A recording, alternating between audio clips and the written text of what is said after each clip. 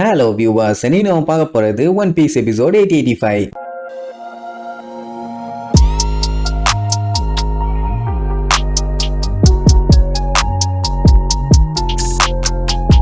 Open பண்ணா போன பார்ட்ல விவி, ரெபேக்கா, ஷிரஹோஷி இவங்க மூணு பேருமே லூஃபியை பத்தி பேச ஆரம்பிப்பாங்க. ஒக்காமக்கா பேசுவாங்க, வண்டி வண்டியா லாரி லாரியா பேசுவாங்க. மெயினா நம்ம லூஃபி திங்கிற விஷயத்த பத்தி. அவன் தான் கூட்ஸ் ட்ரெயினே கும்ரி அழுகிற அளவுக்கு உட்கார்ந்து திம்மானே. அவனுக்கு இருக்கிறது வயிறா இல்ல வங்க கடலான்னு தெரியல. அள்ளி அள்ளி போட போய்கிட்டே தான் இருக்குது.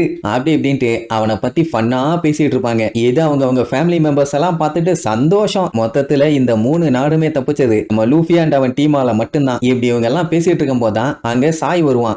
அவன் தானே ஹப்போசு ஆர்மியோட 13வது லீடரு. அதனால அவனையுமே இங்க இன்வைட் பண்ணிருப்பாங்க. அவன் இங்க ரெபேக்காவை பாப்பான்னு எதிர்பார்க்கவே இல்லை. இப்ப அந்த சிஞ்சாவோ லீடர் இல்ல, சாய் தான் லீடரு. ஏன்னா அவனுக்கு அந்த தகுதி வந்துருச்சுன்னு சொல்லி அவனை ஒரு லீடரா மாத்திட்டாரு. அப்ப லியோ அவங்க இவங்கன்னு எல்லாருமே ஒன்னா லூஃபியை பத்தி பேசிட்டு இருப்பாங்களா. திடீர்னு பார்த்தா ஒரு வில்ல பையன் அங்க வந்துருவான். அவனை பார்த்த உடனே ஷாக் ஆயிருவாங்க. அதான் அந்த வாப்போல் மாட்டையன் நம்ம சாப்பர் இருந்த ட்ரம் கிங்டம்ல கிங்கா இருந்தானே அந்த மூதேவி தான் இவன். டாக்டர்ஸ் எல்லாத்தையுமே கடத்தி வச்சுக்கிட்டு கூட லொல்லு பண்ணிட்டு இருந்தால. இப்ப பாத்தீங்கன்னா ஈவில் பிளாக் ட்ரம் கிங்டமோட கிங். அதனால அவனை இன்வைட் பண்ணிருக்காங்க. அவனுக்கு குயின் வேற, பேரு கிண்ட்ரல்லா. இவங்களெல்லாம் பார்த்தோன்னே விவிக்கு செம்மையா கடுப்பாகும். அந்த வாப்போலுக்கு எப்பவுமே பில்டப் பண்றதான வேலையே. வந்தவன் நான் லூஃபியை எப்பவோ அடிச்சு பறக்க விட்டுட்டேன், இனிமேட்டு அவன் என் வழியில வரவே மாட்டான்னு சொல்லிட்டு ஓவரா பில்டப் பண்ணுவான். இன்னைக்கு காலையில நியூஸ் பேப்பர் எடுத்து பார்த்தானா போதும், ரெட் லைன்ல இருந்து கீழே வந்து செத்துருவான். படிக்க தெரியாது போல பண்ணாட பயலுக்கு. ஷிரஹோஷி இவங்களும் லூஃபியோட ஃப்ரெண்ட்ஸ்லான்னு ஆர்வமா கேட்பான். இவனுங்க ஒன்னும் ஃப்ரெண்டும் இல்ல நண்டும் இல்ல, இருக்கிறதுலே வில்ல பயலுக, மோசமானவனுங்க, கேடு கட்டவனுங்க, அயோக்கிய பயலுக, இன்னும் என்னென்னலாம் இருக்குதோ எல்லாத்தையும் சொல்லலாம். அந்த அளவுக்கு ஒரு கடஞ்செடுத்த கபோதிங்க. மொத்தத்துல வில்ல பயலுகன்னு சொல்லிடுவா. அவனும் அந்த கிண்டரெல்லாம் ஒன்னா சேர்ந்துக்கிட்டு நம்ம விவியோட அப்பாவான கோப்ராவை பயங்கரமா கிண்டல் பண்ணுவாங்க. அப்பதான் அங்க டால்டன் வருவான். அவன் தானே இப்ப அந்த ட்ரம் கிங்டமோட கிங். என்ன பேரை மாத்திட்டாங்க சாக்குரா கிங்டம்னு. அவன் கூடவே குரேகாவும் வந்திருக்கா. வாப்போலு கோப்ராவை கிண்டல் பண்ணான். ஆனா இவங்க ரெண்டு பேரும் அவனை வச்சு செய்வாங்க. விவிக்கு இவங்க ரெண்டுத்தையும் பார்த்ததுல ரொம்பவே சந்தோஷம். ஏன்னா நமிக்கு உடம்பு சரியில்லாம போனப்போ அவளை சரி பண்றதுக்காக குரேகா கிட்ட தான் போனாங்க. இப்படி ஒவ்வொருத்தருமே மாத்தி எல்லா விஷயத்தையும் பத்தி பேசும்போது எல்லாத்துக்குமே அப்புறம் தான் தெரிய வருது லூஃபி எல்லாத்துக்கூடயும் கனெக்ட் ஆயிருக்கான்னு. குரேகா உங்களுக்கு நான் ட்ரீட்மெண்ட் பார்க்க நிறைய சார்ஜ் பண்ணிட்டேன்பா. அதெல்லாம் இல்ல, விவிக்கு மட்டும் உடம்பு சரியில்லாம போலனா உங்களை எல்லாம் நான் பார்க்காமயே போயிருப்பேன் அப்படின்ட்டு அப்படியே பிளாஷ்பேக் போவாங்க. ஆக்சுவலா அலபாஸ்டா போயிட்டு இருக்க வழியில தான் நம்ம நமிக்கு உடம்பு சரியில்லாம போய் அதுக்கப்புறம் தான் இந்த விண்டர் ஐலாண்டுக்கு வந்திருப்பாங்க. கொஞ்சம் விட்டுருந்தா நமி எல்லாம் அந்த டைம்ல செத்துருப்பா. ஃபர்ஸ்ட் டைம் இவங்க இந்த விண்டர் ஐலாண்டுக்குள்ள என்டர் ஆகிறப்போ டால்டன் அவன் ஆளுகளா நம்மளால எல்லாம் சுற்றுப்பாங்க. ஏன்னா இவங்க பைரட்ஸ் ஆச்சு. விவி தான் சண்டைக்கு போன நம்ம லூஃபியை தடுத்து புடிச்சு கெஞ்சி ஒரு வழியா நமிய ட்ரீட்மெண்ட்டுக்கு சேஃபா தூக்கிட்டு போயிட்டாங்க. அங்க போனதுக்கு அப்புறம் தான் அந்த வாப்போல பத்தி அவன் எவ்வளவு பெரிய லூசு பைய, அந்த ஐலாண்ட்ல இருக்க மக்கள் எல்லாத்தையுமே எந்த அளவுக்கு கொடுமைப்படுத்திட்டு இருக்கான்னு தெரிய வந்துச்சு. அவன் தான் டாக்டர்ஸ் எல்லாத்தையுமே கடத்தி வச்சிருந்த காவாலி பாயலாச்சே. கடைசியில அந்த கோட்டையில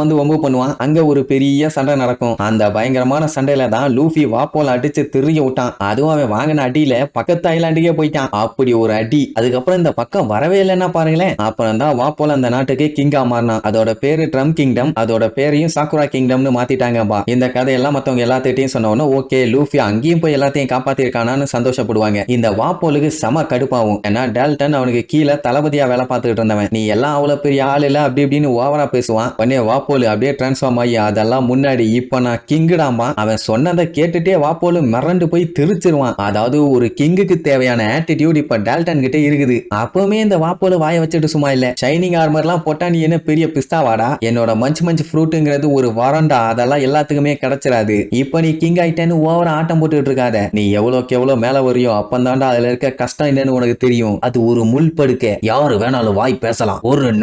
ஒரு நாள் நீ கிங்கா இருந்து பாரு, அப்பந்தாண்டா உனக்கு அந்த கஷ்டம் தெரியும் அப்படின்ட்டு லூசு மாதிரி புலம்பிட்டு இருப்பான். அட மூலகட்ட மூதேவி, நான் இப்போ முழு நேரம் கிங்கு, நான் எதுக்குடா ஒரு நாள் இருக்கணும் மானகட்ட பையல அப்படின்ட்டு அவன் பேசுறத யாரும் கட்டுக்காம லூஃபியை பத்தி பேச ஆரம்பிச்சிருவாங்க. அண்ட் அவனை எங்களுக்கு ரொம்ப பிடிக்கும்னு சொல்லி எல்லாம் மாத்தி குசுன்னு தான் பேசிக்குவாங்க. ஏன்னா வெளியில யாருக்காச்சும் கேட்டுச்சுன்னா பெரிய கலவரமாயிரும். இங்க இந்த வாப்போல் வேற ஓவரா கத்திட்டு இருப்பானா. குரேகா கடுப்பாகி கையில இருந்த பாட்டில தூக்கிட்டு மண்டையிலே ஒரு அடி. பின்ன அவளை பத்தி அவ வயசை பத்தியும் பேசினான்னா கடுப்பாகுமா இல்லையா. 145 வயசுன்னு சொல்லிட்டான். அவளுக்கு 141 தான் ஆகுது. அப்பு இல்ல 4 வருஷம் அவன் எங்க ஆச்சு. அவன் நம்ம சாப்பரை பத்தி விசாரிப்பா. அவன் என்னென்னலாம் அட்டுவலியா பண்ணான்னு அவனோட பிளாஷ்பேக் எல்லாத்தையும் லைனா காட்டுவாங்க. அதான் ட்ரம் கிங்டம்ல அந்த வாப்போல பொழந்து கட்டினதுக்கு அப்புறம் லூஃபி நீ என்னோட கப்பல்ல டாக்டரா வந்து நீயும் எனக்கு ஃப்ரெண்டு தான் சொல்லி அவனை விடாம நோண்டுன்னு நோண்டி கடைசியில கூப்பிட்டு மாட்டான்னு வைங்க. அப்படி போறப்போ ஒரு வழியா அந்த டாக்டரோட கடைசி ஆசையை நிறைவேற்றிட்டான். அதான் இறந்து போன ஹிர்லுக்கு அவனுக்கும் குரேஹாக்கும் ரொம்பவே சந்தோஷம். ஆனந்த கண்ணீர்ல திளைத்து போயிருவாங்க. திளைத்து அப்படியே அந்த விஷயத்தை பத்தி எல்லாம் பேசிட்டு இருப்பாங்க. ஒரே குதூகலமா போயிட்டு இருக்குது. அப்படியே அங்க கட் பண்ணிங்க நம்ம தௌசண்ட் சன்னி கப்பலை காட்டுறாங்க. கேரட்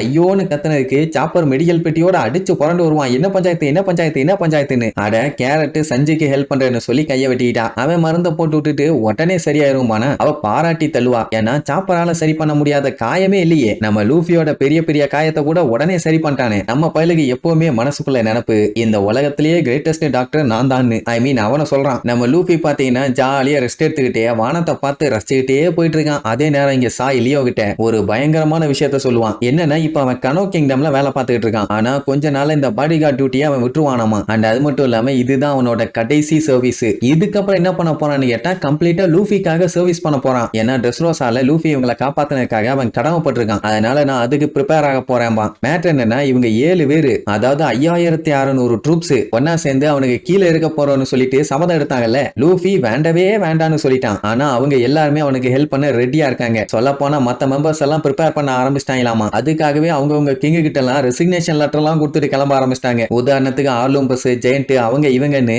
எல்லாம் நம்ம ஆளுகளுக்காண்டி கிளம்பிட்டாங்க. பார்த்லோமியோ எல்லாம் எல்லாத்தையும் மிரட்டி லூஃபிக்கு சப்போர்ட் பண்ண வச்சுட்டு இருப்பான். கேவண்டிஷ் அவங்க இவங்கன்னு அத்தனை பேருமே ஒண்ணு கூடிட்டு இருக்காங்க. ஏன் அப்படின்னா இதுக்கப்புறம் நம்ம லூஃபி ஃபேஸ் பண்ண போற ஆளுங்க எல்லாருமே டோஃப்ளமிங்கோவை விட கொடூரமா இருப்பாங்கன்னு இவங்களுக்கு நல்லாவே தெரியும். சோ அப்படி இருக்கும்போது இவங்களுமே ஸ்ட்ராங் ஆகி அவனுக்காண்டி சப்போர்ட் பண்ணுமா இல்லையா? லியோலாம் அதுக்காகவே அவன் குரூ கூட சேர்ந்து பயங்கரமா பிராக்டிஸ் எடுத்துக்கிட்டு இருக்கானாமா. கண்டிப்பா நம்ம லூஃபிக்கு சப்போர்ட் பண்ணுவான்னு எல்லாங்க சந்தோஷமா சபதம் எடுத்துக்குவாங்க. லூஃபி இப்போ ஒரு பெரிய லெவலுக்கு வந்துட்டான்னு வைங்க. அவன் வேற சொன்னா தெரியாத ஆள் இல்ல. அப்படியே அங்க கட் பண்ணி அந்த அண்டர் வாட்டர் பிரிசன் இம்பல் டவுனை காட்டுறாங்க. அங்க பாத்தீங்கன்னா லெவல் 6ல தான் ரொம்ப டேஞ்சரான பயங்கரமான கொடூரமான ஆளுங்க எல்லாத்தையுமே கட்டி போட்டுருப்பானுங்க. அங்கதான் இப்ப டோஃப்ளமிங்கோ இருக்கான். அந்த இடத்த பாத்தீங்கன்னா இட்டர்னல் ஹெல்லுன்னு கூட சொல்லுவாங்க. அப்ப அங்க மகளன் வந்திருப்பான் போல. அவங்கிட்ட என்னப்பா மரி ஜாய்ஸோட உண்மையான இன்ஃபர்மேஷனை வெளியில சொல்லிடுவேன். நீ வந்து கொல்றதுக்கு வந்திருக்கியா?